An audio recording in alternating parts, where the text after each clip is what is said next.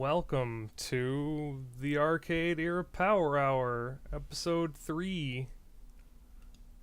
News update, January 2019. Yeah, it's 2019. Good lord.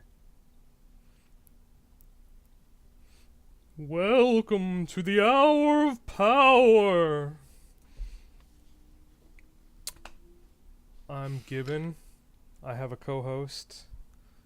Hello. Oh god. Okay. We're a bit out of practice. We are a bit out of practice. The Stanley Bugman episode was maybe 2 years ago? Oh god.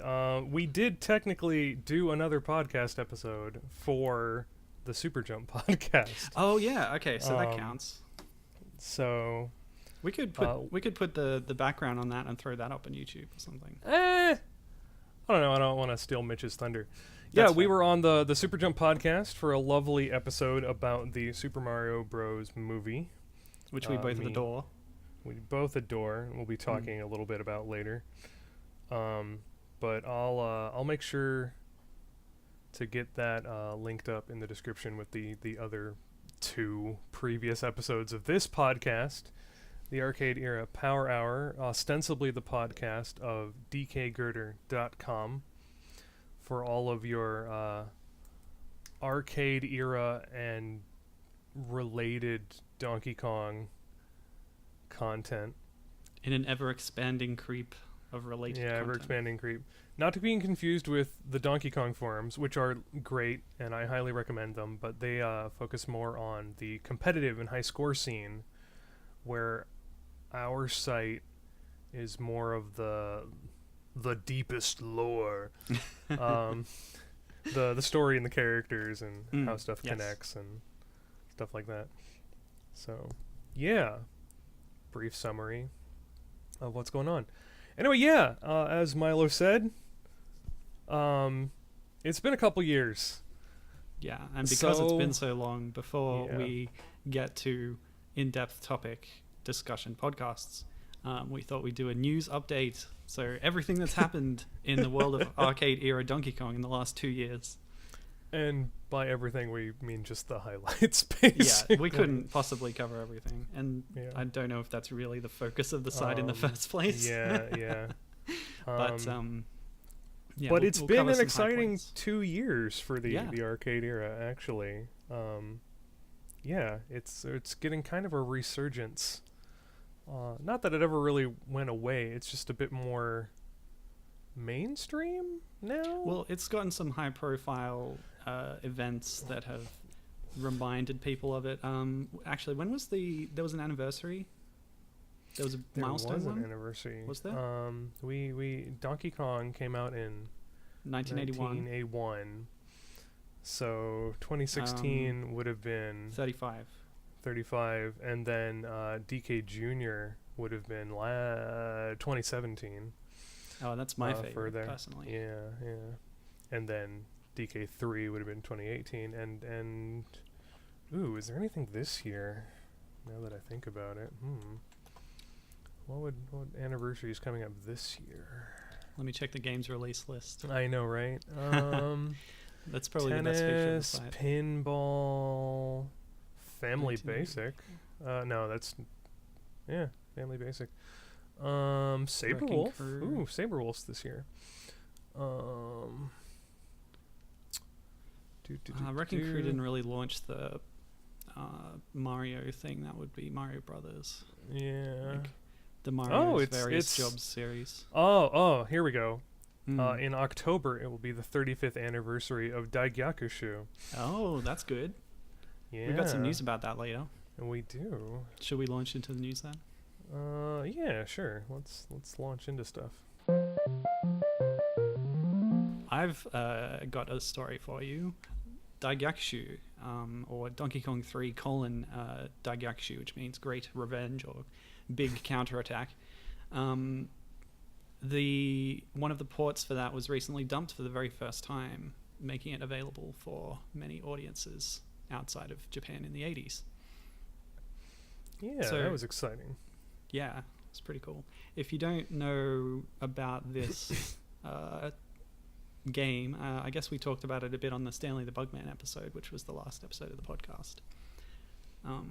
But it's a sequel to Donkey Kong 3, which was made by Hudson Soft, or more accurately, it was written by one guy, probably working out of his basement or whatever, and Hudson published it through a sort of scheme where people could send in games and they would release them. And it was put out in the Sharp X1 computer, the NEC PC8801, and the NEC PC6601. So the history is that the Sharp version, which I think is considered to be the best looking graphically, that had already been dumped in February of 2018, which I guess falls within our news period anyway. But the PC88 version was dumped much more recently. Yeah. I actually streamed the Sharp version a bit. That should be up on the YouTube archives. As for the reading of the name, I've recently decided that I really like Donkey Kong 3 Strikes Back. That works. Yeah. That sounds a lot more natural. Like Great Revenge or whatever is a very literal reading of it, but yeah, that would work. I also, while we were compiling notes, remembered that they got an interview with the programmer a while back. And they got an interview with the programmer, and they dumped the manual, and they asked him what the story, or I say dumped the manual. No way. They scanned the manual, and they asked him what the story of the game was, and his response was like, eh?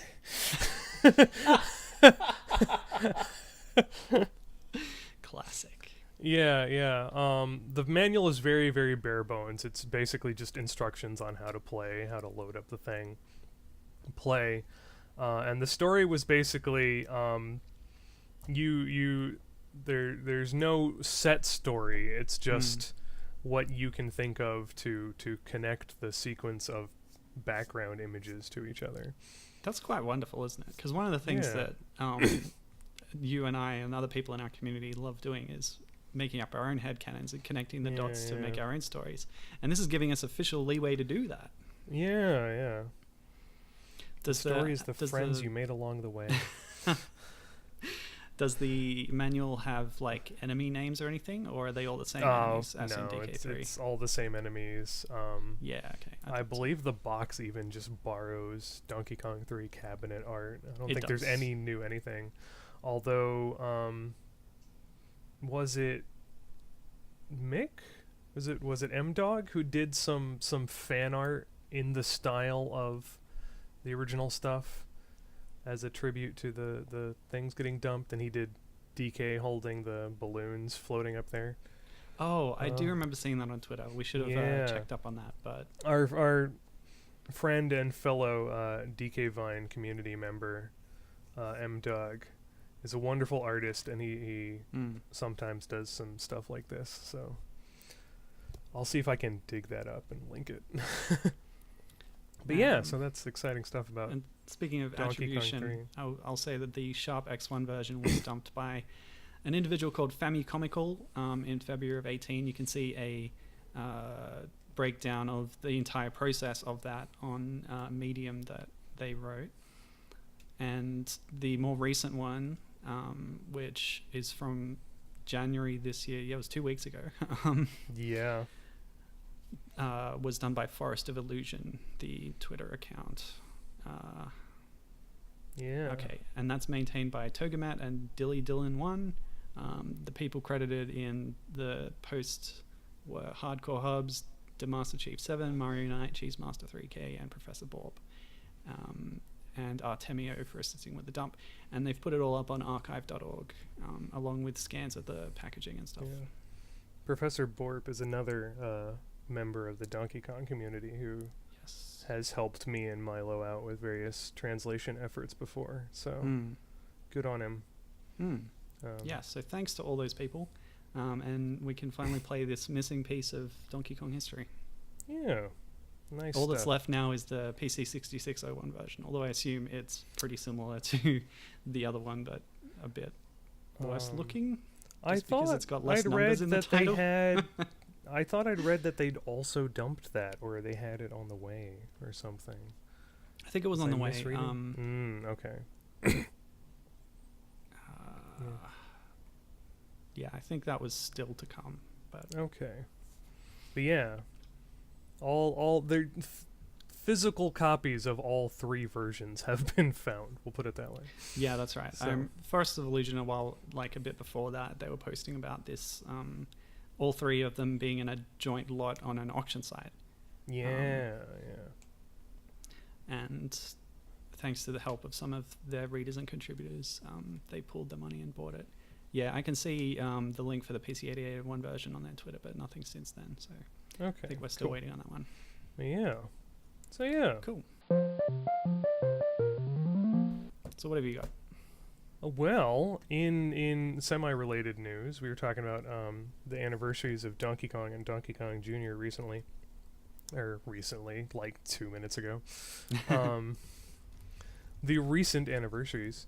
But last year, in June and December, Nintendo, kind of out of nowhere, announced that they were going to be releasing some arcade games on the Switch as part of the, was it Arcade Archive series? Yeah. Which is a series that goes beyond the Switch itself. There have been releases on other platforms, including releases that were exclusive to other platforms that aren't on Switch. But the Nintendo games are exclusive to Switch, including Donkey Kong. Among the titles announced were Donkey Kong and Donkey Kong Jr., faithful ports of the original arcade games, which is and that's big. Kind of a big deal. Yeah. Because that's the first time that's ever happened. Yeah. So ever since they've started re-releasing games on the Virtual Console, it's always been the NES versions, right? Yeah. And even before that, in Animal Crossing, was Donkey Kong in Animal Crossing? Pretty much any time Donkey Kong or Junior show up as ports or whatever, add-ons, extras, e-reader cards, everything, it's the NES versions because Nintendo actually owns those. There were arcade releases on the Wii. The Wii is the only platform that has been getting those re-releases to have actual arcade titles on it until now. So to summarize, for those who aren't aware, I'm pretty sure we went over this in a prior episode, but when Nintendo first was starting out in the video game sphere and Donkey Kong was being produced, they had designers, and I'm unclear on the programming, but the people who actually coded up the actual machine code for the machines and assembled the machines and put them together was Ikegami, which had traditionally been an appliance manufacturer, I think. They did refrigerators and microwaves and stuff like that. So they made they had the assembly line for the original arcade Donkey Kong cabinets, and as per whatever contract that was drawn up with Nintendo, they owned the source code of arcade Donkey Kong. And there was a bit of a lawsuit, or threatening of a lawsuit. There was some legal stuff, shenanigans going on with Donkey Kong Jr. because Nintendo didn't contract Ikegami to make that, but basically hacked the Donkey Kong 1 code to make Donkey Kong Jr. So Ikegami was like, we own that, you can't do that. Yeah, because they I assume had gotten royalties of Donkey Kong, but they weren't getting them from Junior. Yeah. Is that right? I'm unclear on the exact legalities. A lot of that early stuff is murky, not well documented. And a lot of it's exactly. Kind of lost to time a little bit. Yeah. Man, trying to look up the various Sega stuff surrounding that time period was a nightmare. And some of it's probably confidential too, if it's to do with lawsuits and settlements. But yeah, so basically the arcade version has never been re-released. The version you see in Donkey Kong 64 was reverse engineered from scratch by the wonderful folks over at Rare. And that was available on the Wii U, so that was kind of the only way to get the authentic more or less version of Donkey Kong. And there was also the 30th anniversary edition on the DS, or was it 3DS? On the eShop, which was the NES version, but had the missing level inserted back in. And they'd hacked it in after the fact. It was pretty interesting. Yeah. I think the first way it was released was through a special Wii console or something. Yeah. It's had a complicated history, but it eventually became available for widespread sale on the Virtual Console. But yeah, basically, so June 2018 was the first time Donkey Kong Arcade has just been re-released ever. So I don't know if they worked something out with Ikegami, or if this is just a Star Fox 2 situation where like they could have released this a lot earlier, but they were sitting on it for whatever reason. But yeah, and then in just a month ago in December, they released Donkey Kong Jr. So yeah, that's great news. And all the arcade archives is thanks to Hamster doing the porting work and making them as authentic as they can. And they have all the features. You can change options. Do you have control of the dip switches? I'm not sure, but all of those releases. Yeah, there's a lot of good control scheme options. You can actually like even prop the Switch up like in portrait mode and play with mode, and play with like one of the Joy-Cons or your controller or whatever if you want the like tall screen thing if you're not playing on a television. Yeah, it's got a lot of stuff. Also of note, aside from the historical significance of this release, is that this seems to be an early instance of a new policy at Nintendo to refer to Pauline as Lady in the context of the original arcade game. I don't know how I feel about that. Yeah. I mean, it is authentic. Yeah. That's the way she was referred to originally in the materials to do with the arcade and version. we'll be bringing up some other high-profile examples of that later. Obviously, they should be referring to her as Louise.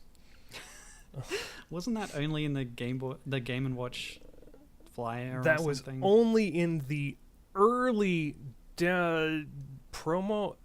I don't know what the correct word is. Early versions of the advert for the Game & Watch version of the game called her Louise, but finalized versions of the advert called her Pauline.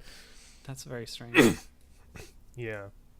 So does that mean her full name is Daniela Louise Pauline Verducci? Sure. Or is it Pauline Louise? No. This is one of those Robert Bruce Banner things. Yeah, I want a headcanon that it's part of her full complete name. Yeah. It's both her grandmother's names or something, sure. This is one of those Jumpman was Mario's dad, while Louise was Pauline's mom. Yeah, I don't agree with that. Yeah. But yeah. So this Arcade Archives release is supposed to be more or less arcade perfect, correct? Yeah, it's so what I wanted to ask it's you the was, arcade ROM, I believe. Oh, what? Okay. Like an official dump. Go ahead. The Donkey Kong forums that you were talking about before, do they accept this new release as an acceptable way of playing the game, or do they have separate leaderboards or something? I believe it is the legally recognized version of the game to play. Wow. Let me check just real quick. It might have its own leaderboards. Oh, they've rearranged the boards. Let's see. I know it's the arcade ROM. I don't know if it's accurate hardware emulation as well, which would be the thing. Because I know for like emulator submissions, you have to be playing on a specific set of versions of MAME or other authorized emulators. And even then, they're not like part of the whole Billy Mitchell thing was which isn't on our list of things to cover. Oh, right. Let's throw that in at the end. Yeah, well, pencil that in real quick. Part of that thing was that the emulators load in assets at a different configuration than the actual hardware, so you can kind of tell what somebody's playing on by watching frame by frame how the screen loads in, and just stuff like that. So, okay, I want to go back real quick to the fact that Pauline is now being referred to as Lady specifically when talking about the original Donkey Kong game release. Yeah. Is that an indication that Lady is perhaps her title, the equivalent of a lord, and that means that she owns land? Ooh. Well, considering, to touch briefly on Odyssey before we actually get to Odyssey, in promotional interviews, they were asking about Mayor Pauline, and it was revealed that she is it's basically the Hawaii / Star Wars situation where she's the democratically elected monarch, and that the mayor title is equivalent to princess elsewhere in all the other kingdoms. Oh wow! So the one female character in the Mario series that wasn't a princess, and they've made her into one. Yeah. Wow. Well, different forms of government. Yeah, I joke, but I think each kingdom in that game had an equivalent king, right, or monarch. Maybe did Steam Gardens have a king? Like, that's a good question actually. Arcade Archives is a huge range. On Wikipedia there are 71 games on the original list and 103 for Neo Geo. So there's a lot of them. And among them are another couple of Nintendo games that relate specifically to us. So first of all, Mario Brothers was also released. That was actually in September of 2017. So that's another thing that we cover. It was Luigi's first appearance, etc., etc. But more significant, I think, for game restoration in general would be Sky Skipper. Yeah. Which finally got an actual release. That's a game that Nintendo made for the arcade in... Oh, I was supposed to look this up. The early 80s? Yeah, it was 82... Yeah. Oh, no, it was actually later in 81. Right. So very early, yeah. Yeah. And it never actually got a proper release. So like, they made some machines, but didn't distribute any of them because their soft launch didn't go well, basically. Oh, so they did a location test. Yeah. Maybe. And then all of the machines pretty much got converted into other things, which is how they found it originally. They found a machine that was labeled as something else but still had the Sky Skipper PCB in it. Isn't that what happened? Yeah, yes. And even though it was never actually released, it did get a port to a home console at the time, which was a common practice. Donkey Kong itself has dozens of ports to various consoles, and Sky Skipper actually did come out on the Atari something or other. The 2600? Yeah. I'm not sure. That sounds right. Again, I was supposed to type these notes and I kind of forgot. But anyway, it's fine. It's fine. We're just summarizing stuff. Yeah.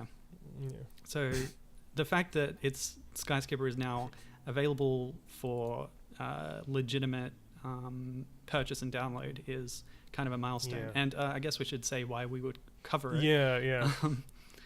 The antagonist in the game is a big gorilla, and they never say that it's Donkey Kong, but yeah. Well, first of all, it's guest starring gorilla, and then the attract mode isn't the right word for this. The level transitions feature Mr. U, the protagonist, standing triumphantly over the caged gorilla with the rescued animals. And the Donkey Kong theme plays. Sometimes the Donkey Kong theme doesn't play. Sometimes it's the Donkey Kong Jr. theme. And then there's, I think, one or two other just sort of non-copyrighted music motifs that play. But, Gorilla.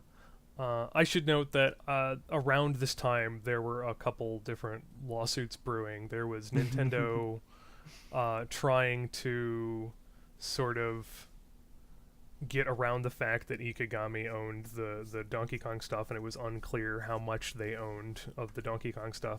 But there was also the rumblings of Universal?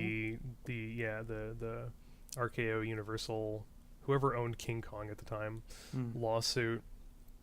So they were kind of playing it safe, I imagine, and being like guest starring the Gorilla. And could it's that be a clearly possible meant to reason be. why it never actually got the Could that be a reason why it never got released? I think really, it was more just the gameplay. It was kind of ahead of its time. Yeah. It had large scrolling screens. It had a lot going on. The theming was a bit all over the place. Donkey Kong curses. Oh yeah, in those transition screens, there's little word bubbles where DK says like "damn you." Really? Yeah, I believe Edgy. so. Yeah, I know, right? Very edgy. That's even less than but Cupid. basically, in the game, you're playing as Mr. Yu, who is a fighter pilot, and Oh yeah, we didn't talk about that. Yeah, the fact that it's called Sky Skipper, he's Yeah. flying a plane. He's flying a plane, Yeah. and it's not just flying a plane. You have to keep track of your fuel consumption, and you get one free refill in each level. But you also can't just like go pick up the refill. You actually have to worry about landing the plane properly. So this is side-scrolling, flying the plane around, and it's sort of tank controls-ish. You can't turn on a dime. It's not like 90-degree angle turning here. And you have to go rescue little animals and subjects of the kingdom you're in. So early example of Nintendo separating things out into kingdoms. And all of the little animals are based on card suits. So you've got little hearts and diamonds and clubs and stuff, but you also have a little tracker of like your poker hand up in the corner that fills as you rescue animals and subjects, so you can get like bonuses based on the hand of cards you pick up, and all the while you're avoiding gorillas of various color who are wearing baseball gear and flinging and batting balls at you. Like, there's just a lot going on in this game, and as I mentioned, the levels are actually huge for an arcade game. They don't fit on one screen. I think they're like 4 screens, but they're smooth scrolling across the whole thing, and it's just, I like it, but I can totally understand how test audiences were like, the fuck is going on? Explicit tag. Yeah. So this is the first time that Donkey Kong's been associated with sports, predating Donkey Kong Hockey on the Game & Watch. Yeah. But also sort of keeping that like association with Americanisms they had going on in the early stuff. Because Mario's from Brooklyn. Yeah, Mario's from Brooklyn. Donkey Kong plays baseball, because of course he does. Yeah. Mario was also in the Vietnam War. Also, now that I think about it, also some sort of early associations with the Alice in Wonderland theming there that Mario had going on. True enough. Yeah. I don't know, Skyscraper's just a really interesting little historical oddity, and now it's out. So that's 3, like Donkey Kong Jr., and Skyscraper, all out for the general public to play on the Nintendo Holy Switch. Grail. So, yeah. Yeah, and I would like to mention the restoration efforts of a small team who were working to archive Skyscraper before this release happened, and that would be Alex Crowley, Ollie Cotton, and Whitney Roberts, and it's all documented online on the Skyscraper Restoration Project. They and not just dumping boards of the game, they also recreated the cabinet art and all sorts of things like that. So yeah, check that out. They did a lot of good work there. Let's see. One more Arcade Archives point is that the related games Crazy Climber and Crazy Climber 2 were also released through that line. And that's related by... Oh god, I didn't write this down in my notes. What company made those? It was... Nichibutsu? Taito. Oh no, Taito did the American release. Yeah. Anyway, Nichibutsu is what Wikipedia says. The company that did Crazy Climber was the company that was subcontract isn't the right word. They got the distribution rights to distribute Donkey Kong in Europe back in 1981 when Donkey Kong Mania was sweeping the land, and they had to actually mint more quarters in the Americas because people were running out. I didn't make that up. That's a real thing that happened. So in Europe, Donkey Kong was distributed as Crazy Kong by the company that did Crazy Climber, except it wasn't just distribution. They kind of had their own officially sanctioned bootleg of Donkey Kong that was built off of the Crazy Climber hardware. Like, they basically did a ROM hack of Crazy Climber into Crazy Kong. But it was an officially sanctioned release, Nintendo licensed, and the reason you see those cabinets all over the US is while Nintendo was moving from New York City to Redmond, Washington, they weren't supplying anyone with Donkey Kong, and there was demand. So people were importing that all over the place. But because Falcom is that company? Because that company had the distribution rights and the licensing for Donkey Kong in Europe at the very least, their character of Kong, as he was generally called back in the 80s before they really nailed down the nomenclature, goes on to appear in all of the subsequent Crazy Climber games. So, sort of legally murky spin-off series. Sure. Yeah. And so Crazy Climber and Crazy Climber 2 aren't on the games list of DKGirder.com, but they are these tangential relations. Yeah. They should be on the games list. I don't know why I haven't put them on there. Well, that's another episode. There's a whole series. There's Crazy Climber, there's Crazy Climber 2. There was a 3D version on the PSX. There was a not 3D version on the PSX that was just weird. There was like elves and Fantasyland and shit. There's been various releases. I think the last one to come out was on the Wii. And then there's been the Arcade Archives re-release. That is hard to say, isn't it? Crazy Climber 1 is available on the Switch. Crazy Climber 2 is available on PSN. PS4 and Xbone, or just... I don't think know, just PSN, but I could be wrong. While we're on the general topic of early Donkey Kong, there was somewhat recently a really good ROM hack of the NES version of Donkey Kong called DK Redux, in the vein of DK Remix and all of those wonderful hacks and stuff, breathing new life into Donkey Kong Arcade, which again could be. I don't know what the legal situation is now, but at the time, the legally murky situation concerning arcade Donkey Kong meant that you could get D2K Jumpman Returns and DK Remix and whatever, and actually get like boards of them and arcade stuff distributed, because Nintendo couldn't really legally stop you from doing that. So these things have all been released. It's up in the air. But anyway, Whereas that vein, hacks of the NES version, not so much. They are actually illegal. But anyway, Donkey Kong Redux was a wonderful graphical update hack of the NES game, which is a trend that I wish would continue for other Nintendo franchises. There's a wonderful graphical update hack for Metroid that was originally done by Metroid Database that was first called MDB Troid, but has since been upgraded into the general hack suite called M-Other. And it's a wonderful graphical update of the original Metroid. And this is in the same vein, where it updates Donkey Kong to be more in line with later depictions. So Donkey Kong's got like the little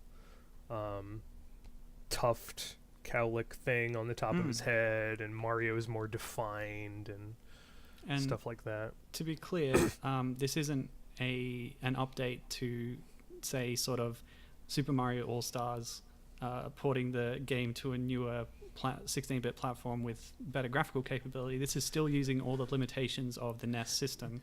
Yeah, which is one of the reasons I find it so wonderful, is because it's still on the NES, but it's just a pure graphical upgrade. They've just made really good use of the existing sprite color palettes and just added more definition and brought, just 30 some odd years of people being better at art to the table, basically. Good stuff. Yeah. And then I guess as our final question mark note in the realm of arcade stuff is the Billy Mitchell thing. Right. Yeah. So Billy Mitchell, noted barbecue sauce man, and also had some high scores. Noted American flag tie wearer. Yeah, American flag tie wearer. He's kind of a big deal in Donkey Kong because, love him or hate him, he did kind of put Donkey Kong and high score culture on the map, and he is the reason we have places. You could probably track the origins of games done quick and speed running, and all of that back to Billy Mitchell putting high score culture on the map back in the 80s. In Twin Galaxies and all that. In Twin Galaxies and all that. I don't think that's a stretch at all. So, we do actually owe him a lot in that regard. But... And also, he made a really good villain in the King of Kong movie, even if he made a really good villain in the King of Kong movie, and if you've ever been to, isn't quite true to life. They if you ever try to ask about story. that, if you ever try to ask about that movie over on the Donkey Kong forums, they get upset. They get a little upset. Apparently, a decent number of them were actually involved and know Billy.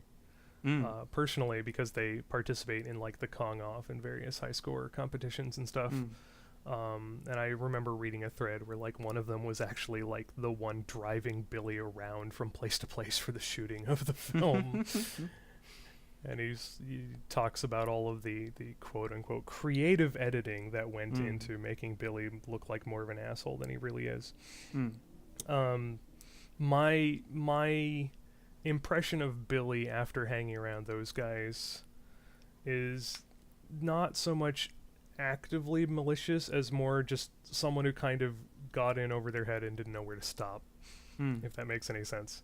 Anyway, it recently came out due to modern video analysis techniques that he faked all of his high scores back in the day.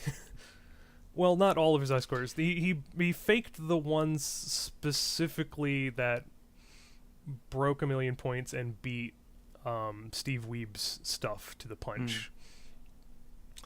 So the tapes he pulled out of thin air and was like, well, I did it first, are highly edited and not even recordings of arcade play. They were on emulators, and because of the way the screens load in on frame-by-frame analysis, you can actually pinpoint which version of MAME he was playing on. Wow. That's some forensics right there. Yeah. And it's interesting that when the accusations started coming out, Billy Mitchell himself hired or commissioned someone to analyze his footage in order to prove that he was genuine. And... the guy doing the analysis said, no, this is faked. yeah. Billy got one of his own guys in to be like, no, he's going to prove that I really did this. And at the end of that guy's independent analysis, he was like, no, this is, they're right. Yeah, he had to finally admit that. Oh, no, he never admitted it. Oh, really? Okay. He never admitted it. It was a big thing, and a lot of people Billy would never do that, and a lot of people here's all the evidence laid out, sort of thing. And it was basically what it came down to was all of his scores were stricken from Twin Galaxies, Yeah, it was a big news story. Steve Wiebe retroactively now holds the first recorded, legitimately, 1 million score break for Donkey Kong.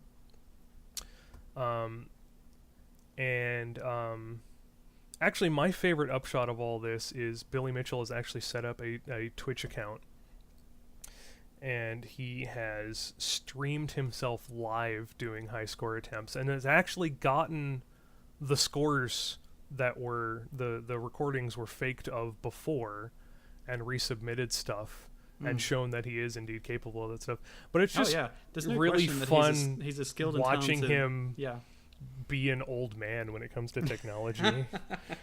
Because it's like the stream will be getting set up, because he does these like at actual arcades. He doesn't just have like a cab set up in his garage that he's doing the stream on. He goes to actual arcades and gets permission to get the stuff set up.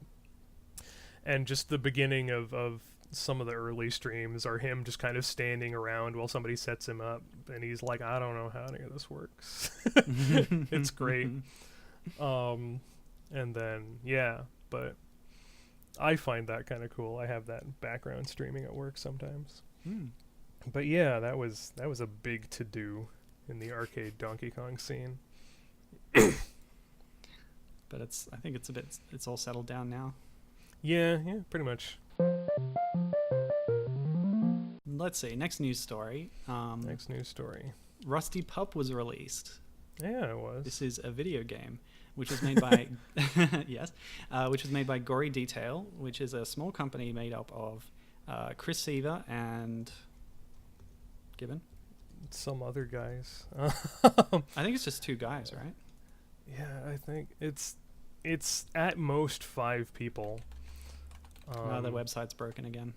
Anyway. Is it? That's unfortunate. Their Twitter account says it's a 2-man team formed by Chris Seaver, but it doesn't mention who the other guy is. I'm sorry, I don't know who it is. Point is, it's another X-Rare guy, but this is Chris Seaver, obviously the creator of Conquer the Squirrel. He worked on Killer Instinct and other things at Rare, and it's one of the many post-Rare studios that have been releasing games. And so they previously put out a thing called Parachute Stan on mobile. Spelled P-A-R-A-S-H-O-O-T. That is important to note, because we tried searching for it a few times with the actual spelling of parachute to no avail. Anyway, this game, it's a fairly simple auto faller where you're falling through the sky, you have a parachute. It's set during war, but the cool thing about it is the world building in it. The Parachute Stan and Rusty Pup both are loosely connected, set in the same world during the same war, apparently. Okay. Because war was one of the breakout features of Conker's Bad Fur Day, and a big focus of the remake, Live and Reloaded. So I think it's close to Chris Seaver's wheelhouse. Yeah, it's got aspects of both World War I and II in there. It's just kind of generically big European war involving totally not Germany. And the antagonist is Baron von Bully in Parachute Stan, and the premise of Parachute Stan is you are Private Stanley Ottershaw. Is it private or captain? I think it's private. Stanley Ottershaw, who's been tasked with retrieving stolen plans. And the big trailer cinematic they released that unfortunately isn't in the actual game itself involves Stanley sneaking aboard Baron Bully's big Zeppelin and retrieving a bunch of plans and jumping out the window. So you're in free fall, and you have to avoid like floating mines and planes coming by trying to shoot at you while picking up falling coinage and money and stolen plans that are also falling with you. And occasionally there's boss fights where Baron Bully will come down in a smaller blimp and shoot at you, and you can commandeer the guns from him and stuff. And it's a fun little game. There's also like weird possibly robot dogs in it, as well as little companions you can get that give you like an extra hit. That's right. Yeah. Yeah, and there's another version of the game that had a pixelated graphic filter. Yeah. The intention of that was that it would be playable on older model phones. So that's cool. Or not necessarily older model, but lower. Yeah, lower spec. Graphical, lower spec. That's the word I'm looking for. And So they release a lot of. Their YouTube channel is great because like they've got that big cinematic trailer for Parachute Stand, but they also have this little faux documentary for the retro version of the game, talking about how this is a port of a non-existent Atari game, Parachute Stanley, just talking about them going and digging it up out of a like midden heap or something. Oh yeah, that would be around the time when they found all those copies of AT in the landfill. Yeah. So it's playing off that. Right. So what's the connections to Rusty Pup then? So the connections to Rusty Pup is it's the same war. At one point, it's implied that Rusty Pup, our titular pup, who is Rusty because he is a little wind-up dog doll, like on a unicycle wheel. And he appears to be from the bombed-out ruins of Ottershaw's toy shop. Ottershaw, obviously being the surname of Captain Stanley, Private Stanley, of Stan. And there's also, like, Baron Bully's crashed blimp is in the game. There's some other little cameos and stuff. Stuff like that. Now, why is it relevant to DKGirder.com? Okay, so I'm going to build up to this. So first of all, the Rusty Pup in and of itself is not an auto-faller like Parachute Stand is. Rusty Pup is sort of in the same vein as Lemmings, and the way I described it to some of my friends would be sort of the leap from Super Mario World to Donkey Kong Country, except you're making the leap from Mario versus Donkey Kong to Rusty Pup. Because it's broadly speaking the same sort of Lemming style thing, but Rusty Pup's just a million times better and does so much more interesting stuff with the formula. Not to mention the graphics. The graphics are wonderful. You can turn off all of the wonderful lighting filters if you've got a lower spec computer, but I urge you not to. But it's also just like very evident that this was made by the team that also made like Donkey Kong and Banjo and Conquer. It's just like recognizable, you know. No googly eyes. Well, nope, there are. Never mind. Some of the lighting fixtures have googly eyes. Oh wow. Yeah. Almost everything has eyes that kind of follow you around in this game, and Rusty's eyes are kind of googly. Rusty's eyes are normal, but it's Rusty trying to find his way home. He's accompanied by a disembodied voice who's giving him tips. Magic voice? It's a magic voice, but it exists in game because it converses with the voice that comes out of the speaker at the eyeball machines that are guarding the brain gates. And they kind of bicker with each other. In the universe too. Yeah. They kind of bicker with each other. They're both voiced by Seaver. So, and the levels don't have names proper. They have little snippets of story about a young girl named Sam who is sort of lost after an air raid, and she's like a tomboy and going around and trying to find her way home. And so you kind of get bits and pieces of her journey in tandem with Rusty going through the same areas. It's interesting. I'm kind of hoping she's gonna end up being the protagonist of the whatever the urchin project they're working on is. Yes. So the supposed Conquer follow-up. Now there is an undiscovered connection or Easter egg in Rusty Pup. Yes. There's also a discovered one. We found the ice key. Ooh. It's being melted in the furnace works level. But yes, there is an undiscovered ukulele cameo in the game, or I guess Easter egg would be more accurate because we don't know if it's an actual cameo. And there's also possibly a Conquer doll somewhere in the game. They haven't actually released the level editing tools yet, so I don't know if that's actually going to end up being in or not. They kind of went back and forth on that a few times. But anyway, so that's the first connection, is it's the same type of game as Mario vs. Donkey Kong, and I love that. But the broader connection is, I have been sort of headcanoning. No, this is more fan wink than headcanon. That Stanley Ottershaw is Stanley from Donkey Kong 3. Stanley the Bugman. Stanley the titular Bugman. Well, he didn't get a title in anything. Yeah.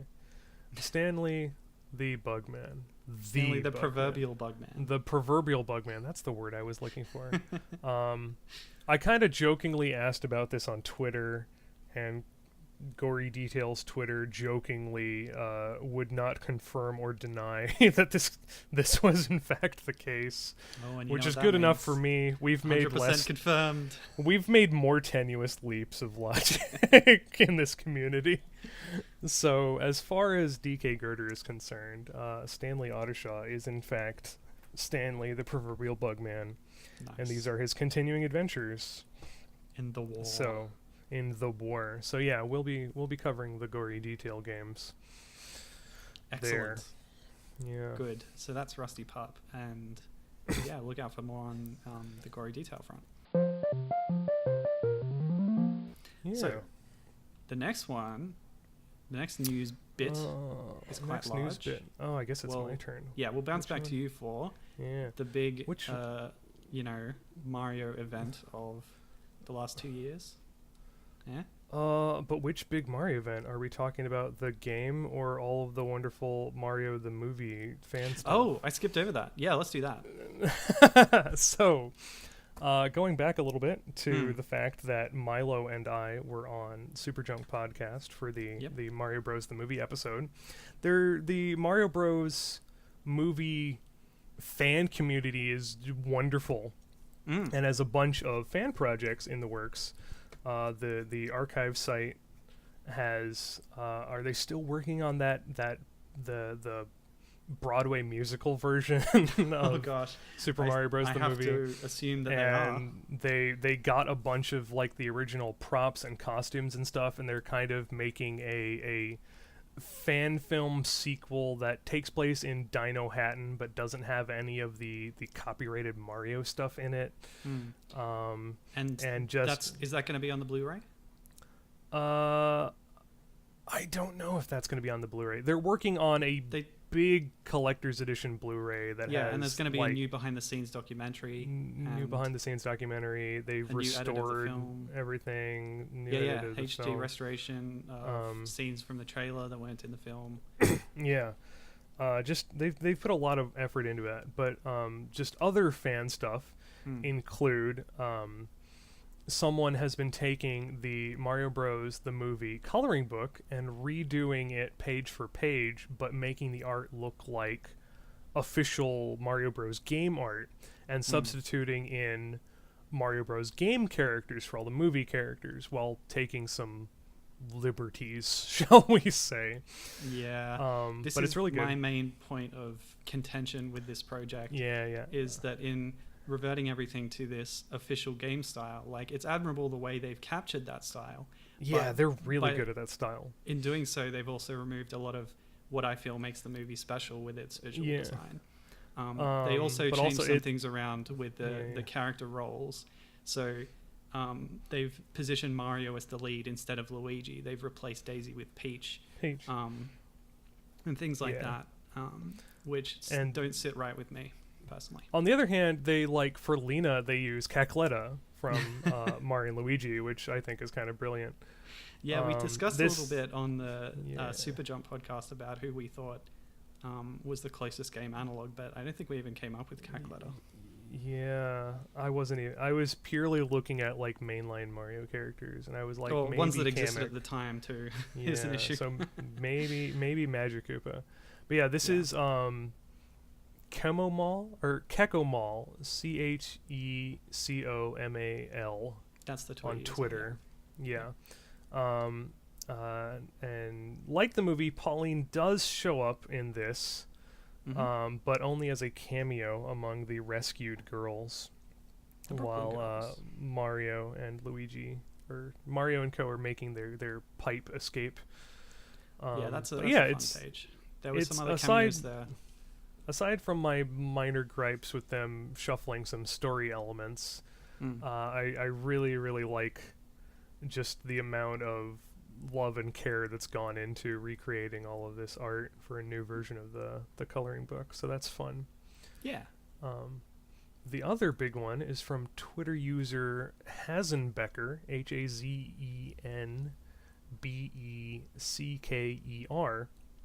who's been doing just a compilation of pixel art and pixel art animations for the non-existent Super Mario Bros. The movie, the game.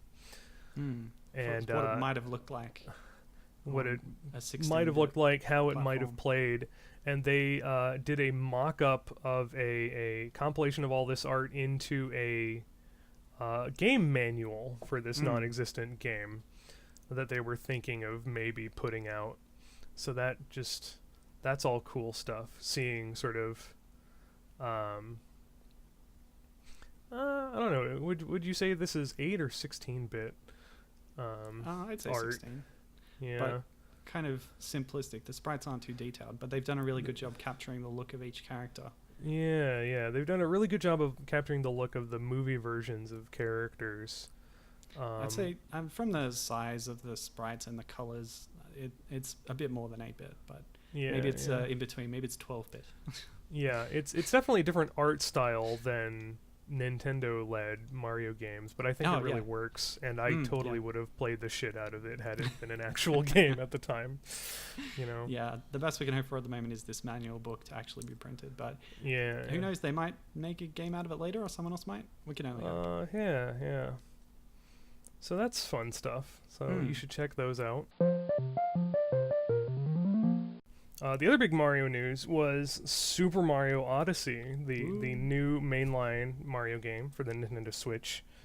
To give you an idea of how long another episode of this podcast has been in the works, our notes for a tentative episode that we had involved announcements during the hype leading up to the release of this game.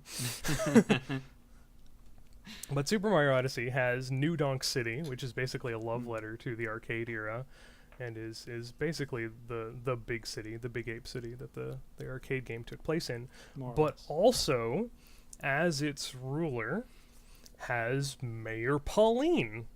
The return of Pauline to the series. Yeah, no, this was a huge deal. Oh, yeah, fantastic. I remember specifically when the Direct dropped that debuted Pauline. I was at work and I couldn't watch the Direct, so I'm sitting there running builds and compiling in a open floor cubicle format, and the person next to me is like, dude, why is your phone exploding? Because people were just tagging me on every social media platform I'm on. They knew to come to you. They're like, be Gibbon, interested in that. Gibbon, look! Gibbon, oh my god! I'm like, I need to check this out real quick. And I step out into the hall and I'm like, what? Nah! Lost my goddamn mind.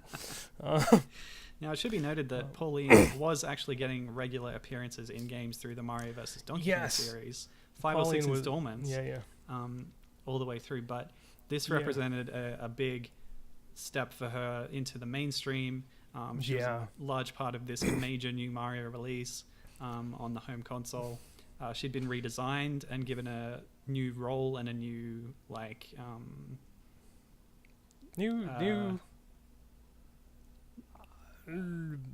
basically a new paradigm. Like, they acknowledged what happened before. She talks about it. She's like, oh, hey, Mario. I haven't seen you in forever. Do you remember me? Which causes some continuity wrinkles, but you can just... up till now, a new paradigm, like you said. Up till now, she's been... in the game, she's had the role of a damsel in distress most of the time, and that's the start and stop of her character. But here, she's a mayor. She's someone in authority in this land that you can go to. And she's also a glamorous singer, a jazz singer. Yeah, jazz singer. She's got kind of a blues jazz band. And she's also just beyond the confines of New Donk City and the Metro Kingdom. She's kind of an important character in the rest of the game. Like when you're at the end of the game at the chapel disrupting the wedding and all the representatives from kingdoms are there, she's the representative from the Metro Kingdom, and she's the one who sort of takes charge of the group of the rest of the representatives. Oh, that's cool. Yeah. So she's just she's a very prominent character in the game. And it's, New Donk City is a very prominent location too. It featured very heavily in the marketing. I recall that in the E3 after the announcement of the game, Nintendo's entire booth and section was done up to look like New Donk City with the street signs. They also brought that setup to PAX. It was great going through the Nintendo area, and it's just like they had lamp posts and the big like not billboards, but like the fake cityscape in the background. And it's just one of a dozen worlds in the game, but it's the one that got the most attention from fans in the community as well. A lot of people were excited about it and weirded out by the juxtaposition of Mario with the realistically proportioned humans, riding on a car, things like that. It got a lot of buzz. Got a lot of buzz, and it's just a great just sort of love letter to everything that DK Girder is about, and it's in a mainline Mario game. There's even just a part of the story sequence you have to go through is literally just a concert tribute to Donkey Kong 81. So including a section where you transition into a 2D area in the game, where most of it is a 3D collectathon platformer, and Mario turns back into an 8-bit sprite, and you ascend a building construction site, and there's a Donkey Kong 8-bit sprite. There's a lot of those side-scrolling areas throughout the course of the game. It's a bit of a link between the worlds thing, but this one specifically was a kind of ode to arcade Donkey Kong. Also, Pauline, they got a professional voice actress in to sing the main theme of the game as Pauline. Right, yeah. Jump Up Superstar, the main theme of the game, is sung by Pauline. We have an official voice actress for her, whose name I have embarrassingly forgotten right at this particular second. Well, she would have already had a voice actress for her voice clips. But now in the MVDK games, even as far back as Donkey Kong 94, she had a little help thing, but I don't know if that was actually recorded. So Kate Higgins is the new Pauline. So it was big stuff. Also in Mario Odyssey, one of the other kingdoms is it was called Cogwald in promotional material, but that got changed to Steam Gardens by the time the game released, and it's the wooded forest kingdom. But notably, it's the only other kingdom in the game to feature the red girders that are littered all over New Donk City, and it's also got sort of a retro theme going on. The music in the area is sort of Beach Boys-ish. Like it's definitely like a groovy beach tune sort of thing. But I'm of the opinion that this is meant to evoke Donkey Kong Jr. And the image I always draw up for comparison is if you look at the Game & Watch Donkey Kong 2, it very much has like the sort of half a construction site with like a crane, and it's just overgrown with vines and stuff. Which is an overgrown factory. Basically what Steam Gardens is. It's an overgrown, abandoned factory kingdom where the little robotic, like, watering plant robots are now the denizens of the kingdom. If it's not a direct homage to DK Jr., it's at least reminiscent. And what it reminds me a lot of is the factory world in Donkey Kong Country Returns, which similarly had a factory that was run down. There were definitely girders and brick walls and stuff, but it was also overtaken by jungle. And it reminded me a lot of that. which I should remind you is officially labeled as Mario's Hideout in Donkey Kong Jr. So yeah, exactly. So that's not an officially recognized thing, but is also a neat coincidence if it's not intended. Let's see. There's a lot going on in Odyssey. So in addition to all of that, one of the big things in Odyssey is the caps and the accompanying costumes. And there's a lot of costumes you can dress Mario as that are direct references to various arcade era stuff. So first and foremost, you can get Mario's arcade colors with the blue and the red reversed. You can get sort of a Doc Brown mad scientist outfit, which is a reference to the animated commercial for the Super Game Boy, where mad scientist Doc Brown Mario shows Donkey Kong the new Super Game Boy, and the game they're showing off in it is Donkey Kong 94. So that's a thing. That's a deep pull, that one.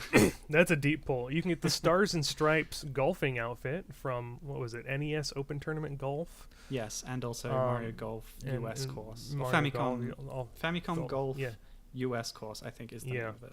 And in those, Donkey Kong is the sort of bank teller NPC. You can get the Builder outfit, which is everyone associates with Super Mario Maker now, but he originally wore that outfit in Wrecking Crew 98. So, yes. Wrecking Crew reference right there. Yes.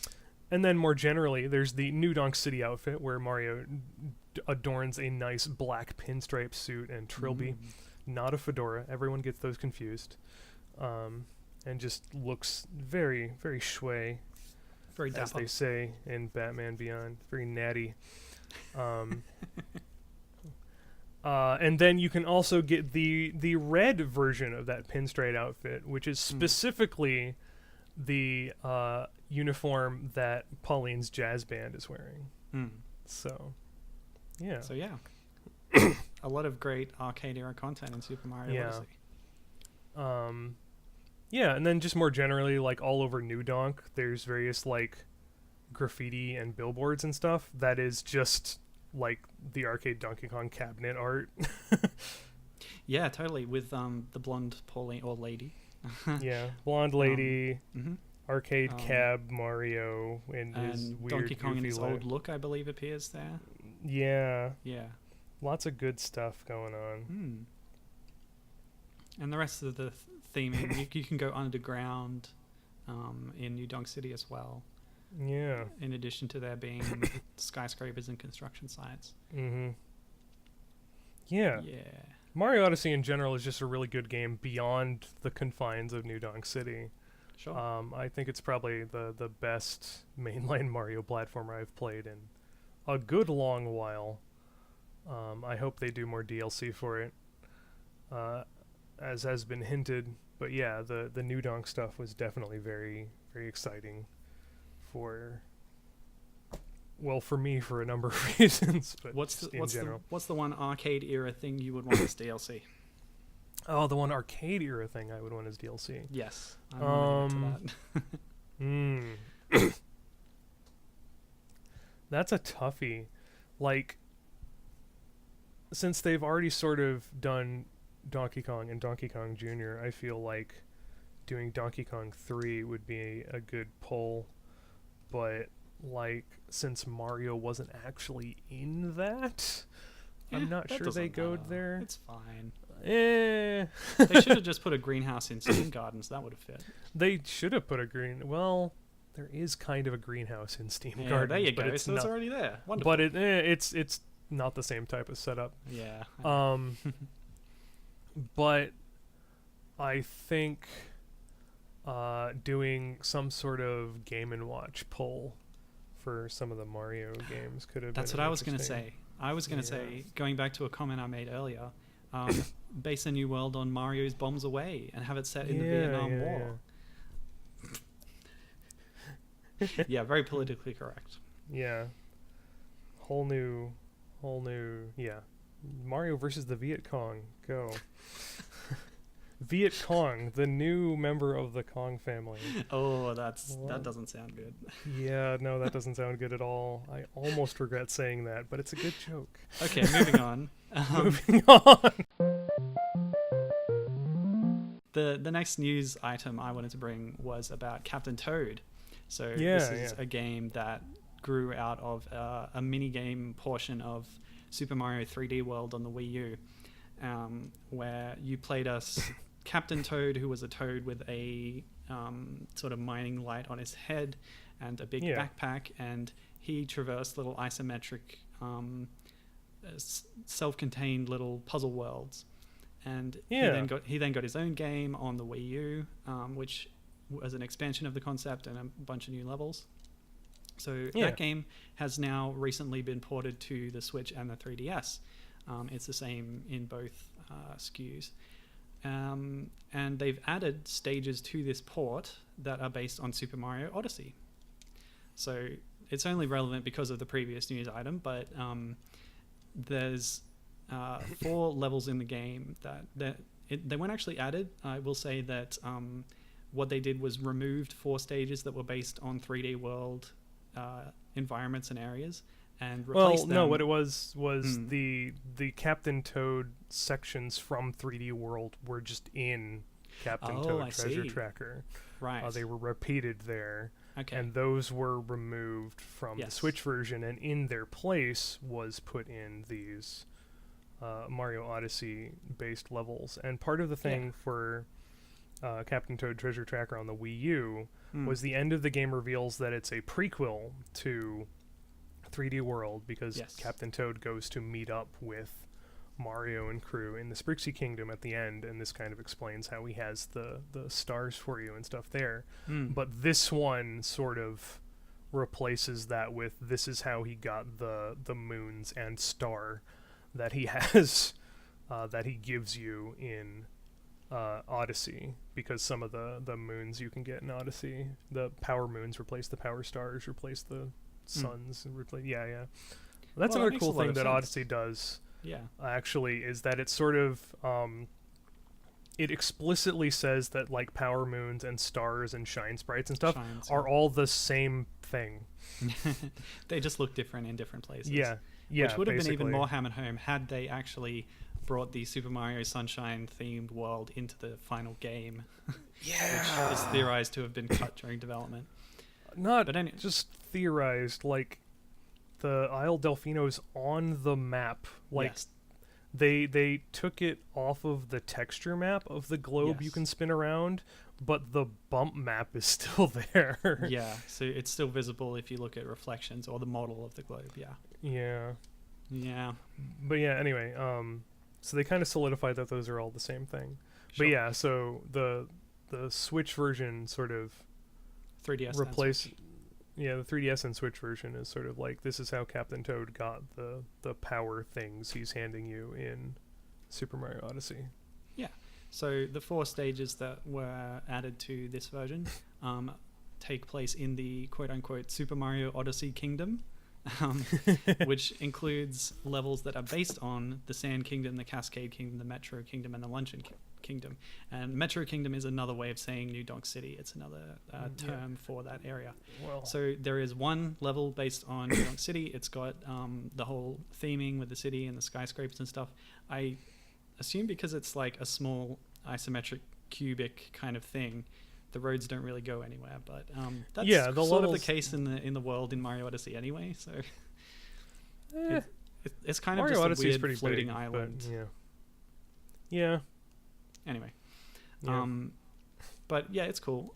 We both haven't actually played this version of the game and this level specifically. I've played it, but I haven't beaten it.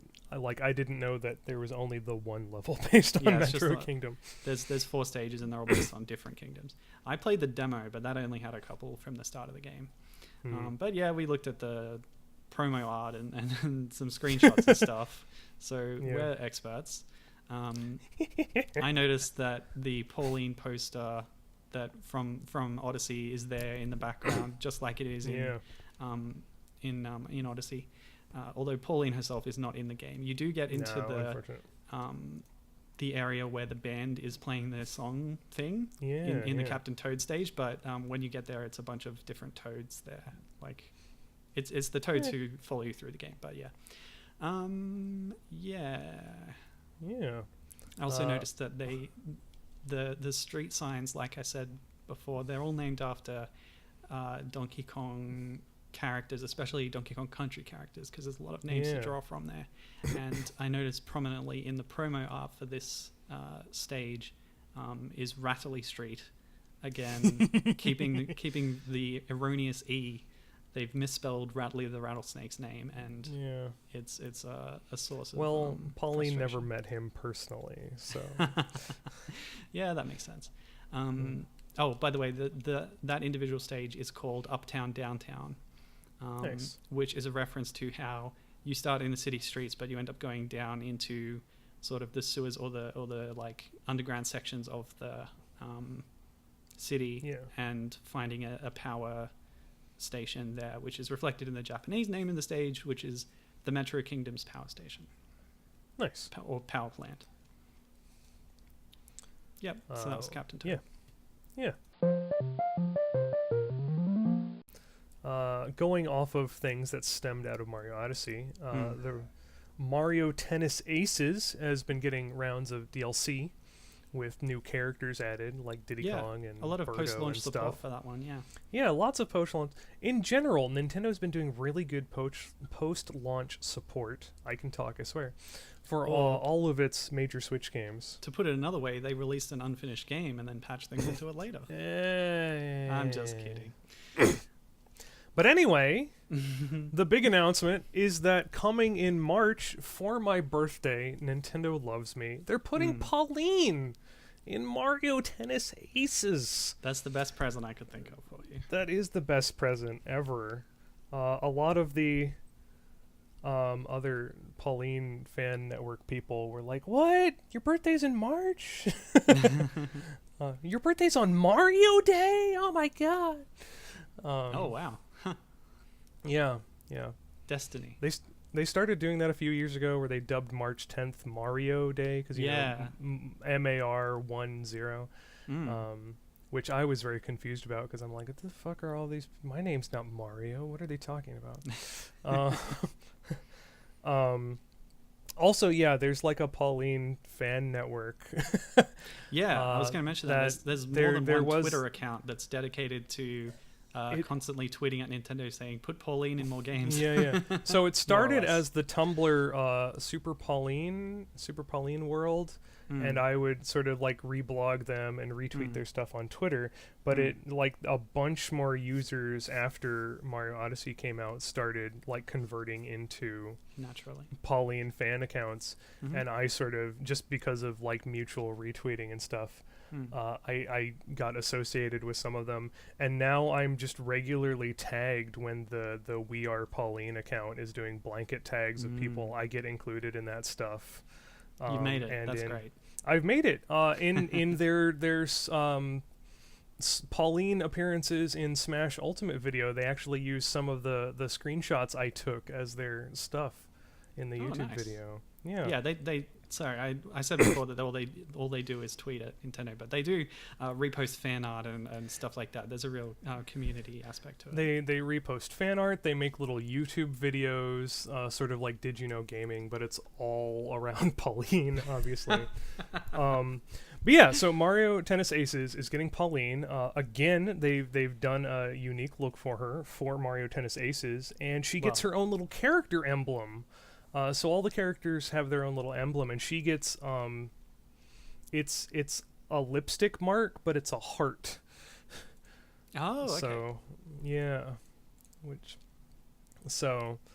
and she's got a little tennis visor, which none of the other women have, and she's got her hair down while all the other women have their hair up in a ponytail. And she's got her trademark earrings on and a little gold and white striped sort of wrist sweatband thing going on. Yeah. That's so cool. I love when a game redesigns its characters to fit the setting. They've been doing that in a lot of Mario sports games for the women to give them a more active, appropriate outfit. I like that she's got the visor. Yeah, Aces redesigns a lot of its characters. Waluigi looks particularly stunning. And a lot of them have these visors. And so, yeah, Pauline got a similar redesign, which is nice.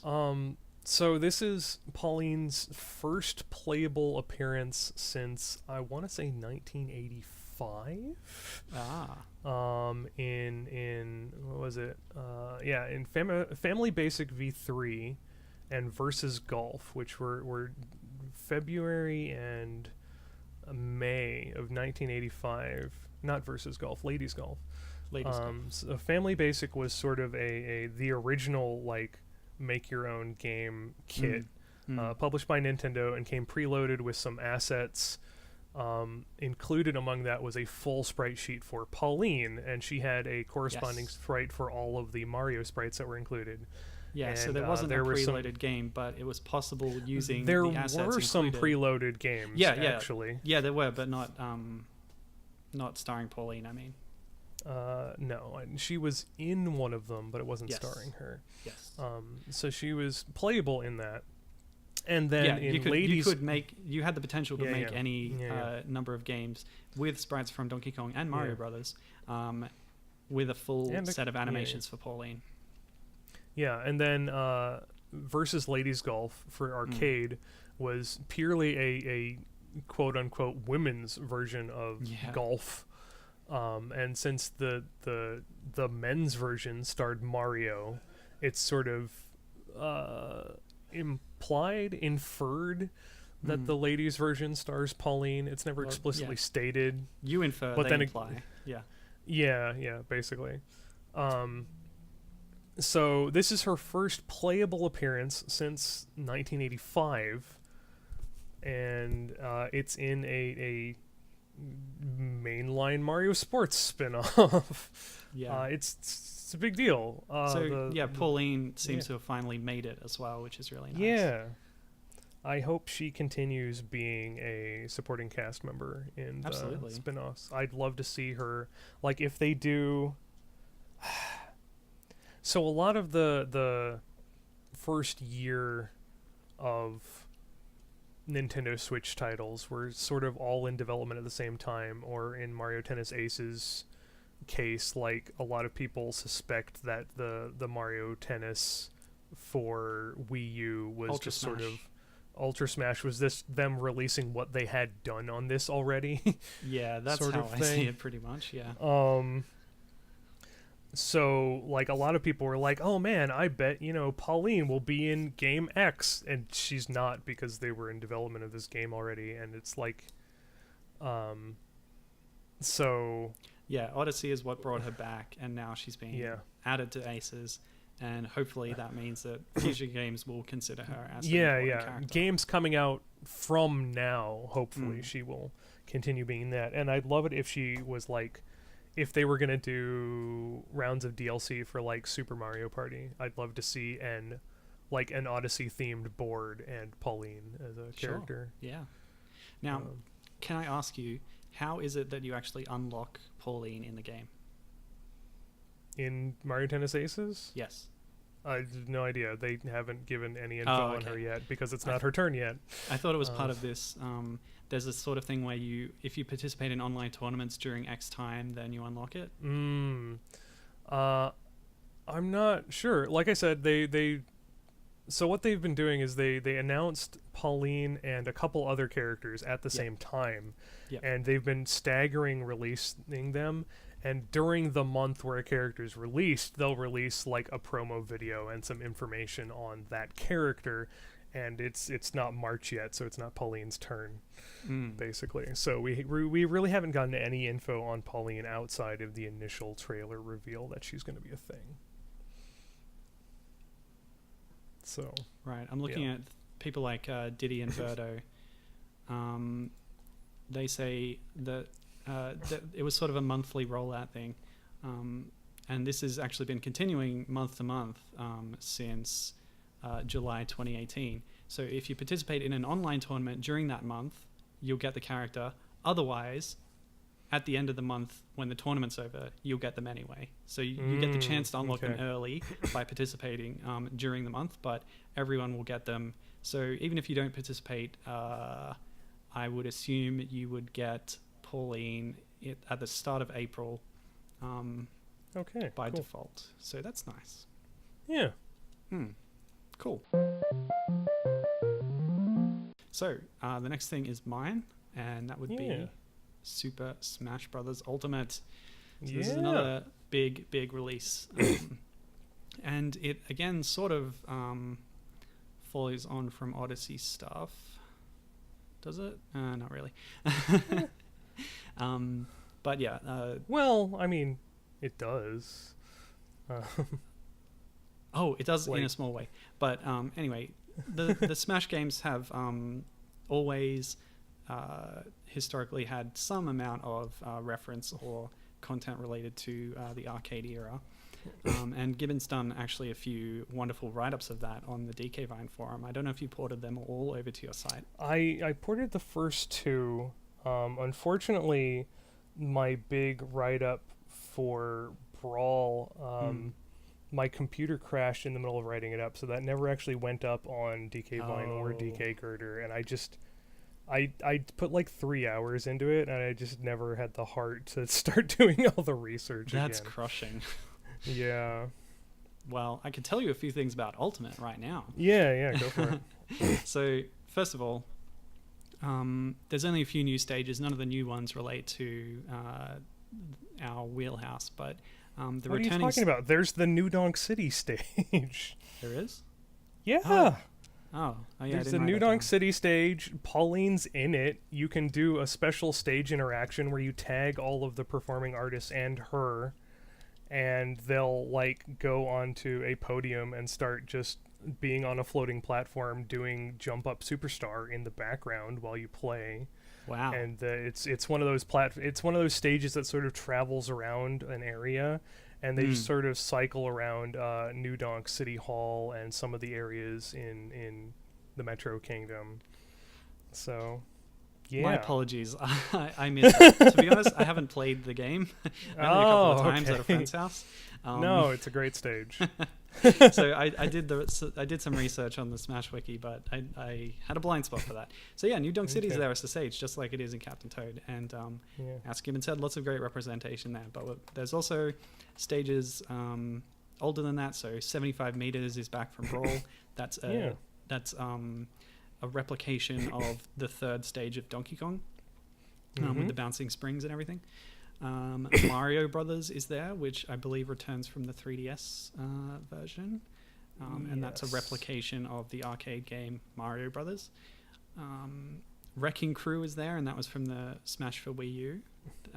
It's not a replication. So 75 meters of Mario Brothers use retro graphics.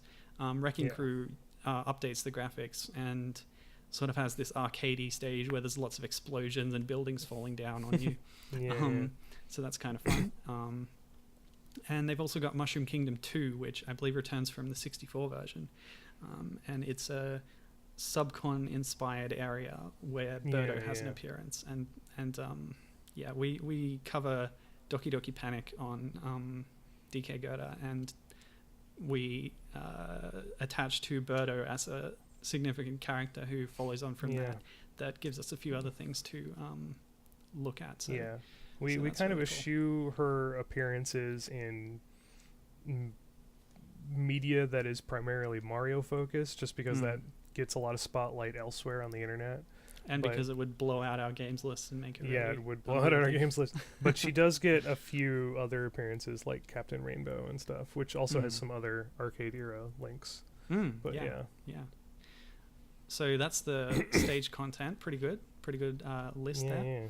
So there's a big feature of the game, which is spirits. This sort of replaces stickers and trophies from previous games, where you get lots of characters and character art from the whole history of Nintendo that you can look at. But yeah, in terms of the representation of the arcade era in the spirits realm, we've got Eggplant Man from Wrecking Crew. Birdo is there, as I mentioned, although it's using a render from Mario Party 7. With her, there's also a Shy Guy, Mouser, and Wart, who are all from Doki Doki Panic. Let's see. Yes. the official art of Pauline as she appears in Odyssey, in the pantsuit. Yeah. Is one of the spirits you can get.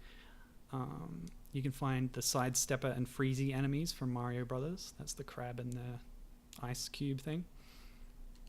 You've got Kid from Golf. The ice cube thing is from the Ice Climbers. No, it's like a spiky ice thing. It's from Mario Brothers. It pops out from the pipe and then freezes the platform. You're right. I'm totally wrong. They just use it a lot on the Ice Climber stages. Yeah, they do. They definitely do. There is an Ice Climber connection. We cover Ice Climber because of the Nitpicker, which transfers from DK Jr. as an enemy. Also, versus Ice Climber, the arcade version features Mario and Luigi, according to official promotional material. I didn't know that. That's the main characters, or This is they nailed down Nana and Popo for the home console release. Right. But the Versus Arcade series sort of nebulously starred Mario in all roles. Wow, I had no idea.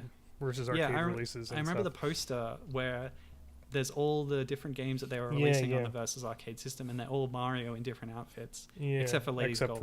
Except for it's Ladies Golf. Lady. Yeah. Oh, she's called Ladies Golf. Huh. Anyway. There we go. Done. I love confirmed. It. Ship it. Versus Ice Climber also is different than console Ice Climber. It has different stages. It's got bonus stages with like a giant moth and some other stuff. Yeah, totally. Yeah. And but anyway, Versus Cluculi Land is a completely different game. Versus Mac Rider has a different ending where you find out that Samus like the Mac Rider is a woman. Versus the system is a really cool thing. Anyway, the other spirits I noticed were Kid, who is a human golfer from Mario Golf, like the handheld one, I believe. And then he transferred into mobile golf as well. And we cover that because Foreman Spike, or Blackie, is a playable character in mobile golf, and Kid is also there. So Kid's a spirit. And there's Donkey Kong spirits as well. So there's the classic piece of artwork where DK is holding up Lady aloft. And it's called Donkey Kong and Lady. Yes. To your point earlier, where the official documentation is now referring to her as Lady when referring to Arcade. And the spirit calls her Lady. Yeah, they do. They have loading screen bits of trivia and stuff, and one of those talks about that a little bit, where it's like, or Lady as she was called in the arcade version, yada yada yada. So it officially acknowledges that these are the same character, unlike the Super Mario character encyclopedia. So well, they can't all be winners. There's also a junior spirit, DK Jr. It's taken from artwork from the cover of Math. At least the European release, I think, had the artwork. It was a sprite on the North American one, if I recall. The artwork where he's like pointing down. Yeah, it's that one. There's also a Stanley the Bugman spirit. Woo, Stanley!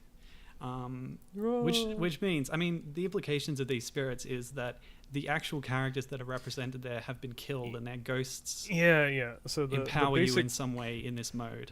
The story for Smash Ultimate and its story mode World of Light are, you have this entity, Galeem, which has annihilated the world and recreated it in its image, and everyone's physical forms are destroyed except for Kirby, because Kirby's an Eldritch God thing. I thought it was just because he had a cool warp star and that's it. Yeah. Well, the other he has a cool warp star because he's an Eldritch God thing. The doylist reason is that Sakurai made Kirby games and likes Kirby. He's also the best beginner character. But anyway, that works too. Galeem has wiped out the world and recreated it as he wants it, and it's a mashup of all these game areas, sort of like Captain N and Nintendo Land style. And you get a nice little story cutscene that explains that Galeem has created copies of all of the playable Smash fighters, like empty copies of them, and stuffed the roving spirits of people into these bodies. So you get spirit battles, which sort of approximate appearances by these characters in interesting ways. From a certain way of looking at it, those characters are present in the game, and their spirits are embodying something there. So for everything instance, Wart, who is another character that we cover, shows up as a spirit possessing King K. Rool during his fight, and he, and then like the Pauline fight is actually one of the hardest spirits in the game, unless you have a sniper rifle, and I'm not even joking about that. And it's Peach in her red gown outfit, and she just kind of avoids you and stands on the other side of 17 millimeters while giant Donkey Kong and Odyssey outfit Mario beat the stuffing out of you. And it's timed. There's a time limit. Oh, great. And yeah, no, it's hard. But yeah. So and you've got... The last spirit I noticed was Captain Rainbow, which we mentioned is covered thanks to the Birdo connection. So all those spirits that I mentioned, those characters are technically sort of in the game, kind of. Yeah. But you mentioned that the world of World of Light is sort of a mashup of all these different things. I saw online that the first world, Jungle Japes, not Jungle Japes, what's it called? What's the first Jungle world of DKC called? Like the world. That's a good question. I feel ashamed of myself. Yeah, I'm ashamed too. It's very accurately recreated. We'll put it that way. Yeah, it actually looks really good, and it's been updated, and it like high res. It's pretty cool. It's but really anyway, great. Congo Jungle. Yes, thank you. Sorry, Congo Jungle. So Congo Jungle is replicated in the game. Are there any arcade-related areas that are replicated? There is an area. Actually, you have to travel through a sort of Pac-Man-esque maze to get to the Congo Jungle area, and the Pac-Man-esque maze is where you encounter like the Donkey Kong Jr. spirit battle and some other arcade-centric spirits. Along those lines, while not an arcade spirit, there is a Cranky Kong spirit, and his fight is giant red-tinted Donkey Kong in an homage to the arcade game. Yeah, some people have taken that palette of Donkey Kong to be a reference to the arcade game, since the colors in that were well, also the DK Jr. fight is you're fighting a small sort of golden colored Donkey Kong who's scaled down a little bit, and the red tinted giant Donkey Kong shows up to assist him. That's cool. So I'd like to remind everyone that the official stance of DK Girder is that Donkey Kong as seen in games following Donkey Kong Country is the same person as Donkey Kong Jr. grown up. Is the same person as baby Donkey Kong in Super Sluggers and Yoshi's Island DS. Absolutely. Yeah. And yeah, so speaking of the palette swaps, some of the different colored palettes and outfits that you can have your fighter appear as in Smash are references to arcade era things as well. So the ones I noticed were that Mario can be dressed up in the Stars and Stripes USA Golf outfit that we mentioned earlier. It's in this game as well. The construction outfit also is, where he swaps out his hat for a helmet. And the rest of them are just palettes where he has the same outfit but different colored. And some of those are references, like he's got a blue and pink thing that appears to be similar to his outfit in Mario Brothers, the cover art. His black and white outfit is slightly reminiscent of Foreman Spike. And that's an officially acknowledged pull there. This connection is actually recognized. The Smash Brothers website for the original game on 64 mentions specifically that it's a reference to Blackie, who is known as Spike. The Japanese Smash 64 website specifically says that this color palette is the Blackie color palette, and Blackie being Foreman Spike's Japanese name. Yeah. And the green and brown palette for Mario is taken as being a reference to Wrecking Crew, or possibly Luigi's outfit in Mario Brothers. Yeah. So some of them are speculated, but the Foreman Spike connection is the only one that's actually concrete. I mean, apart from the construction outfit and the golf outfit. Yeah. So Peach and Daisy are also in the game. They have some alternate colors, which have taken to be based on their outfits in aforesaid golf game. You can see them acting as caddies or on the title screen with different colored dresses. And I've seen speculation that Peach's red outfit might be a reference to Pauline. Like you said, she's in that spirit battle. She's in that spirit battle, and then it's Peach's red outfit is reminiscent of arcade Pauline, and Daisy's red outfit is reminiscent of modern Pauline. Oh, okay, that's interesting. It's more detailed. It's got the yellow jewelry, brown hair. Yeah. And let's see, Luigi has a couple of swaps. Apparently,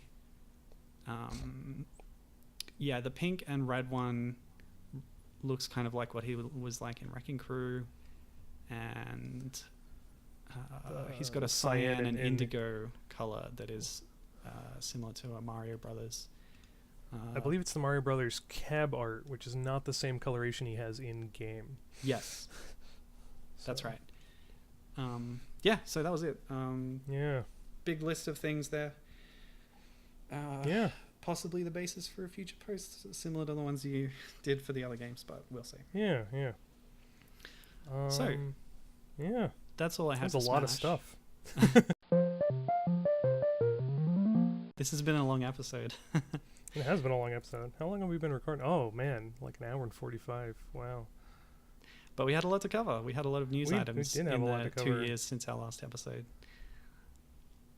But now that we've got through all those hot, fresh updates, that leaves us ready to talk about all kinds of specific topics and debates, discussions, lots of things. So look forward to more episodes in the future. On that note, we have a laundry list of ideas of episodes we'd like to go over, but if you have any recommendations for things you'd like to hear us go over, or stuff just to bring to our attention in general, I'm on Twitter at, what the heck is my handle? At I am Gibbon. Milo's Twitter is... Milo Scat, MILOSCAT. Yeah. So you can reach out to us there and tag us on Twitter with suggestions or comments or feedback. The website is dkgirder.com. There's also dkgirder.freeforums if you'd like to join discussion, although it's a little sparse on participants at the moment, but I try to pop in. And we do stuff. We try. We're trying. We're very trying.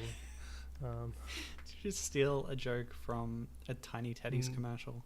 No, I stole a joke from my dad. He might have stole it from a Tiny Teddy's commercial, but yeah. I think that joke is older than feudalism. But I don't know. I never know how to end things. How do we end things? Thanks for joining us. Thank you, Gibbon, for having me on this episode. Thank you, Milo, for co-hosting with me and making me sound less awkward in association. No problem. And we'll see you next time on the Arcade Era Power Hour. Yep.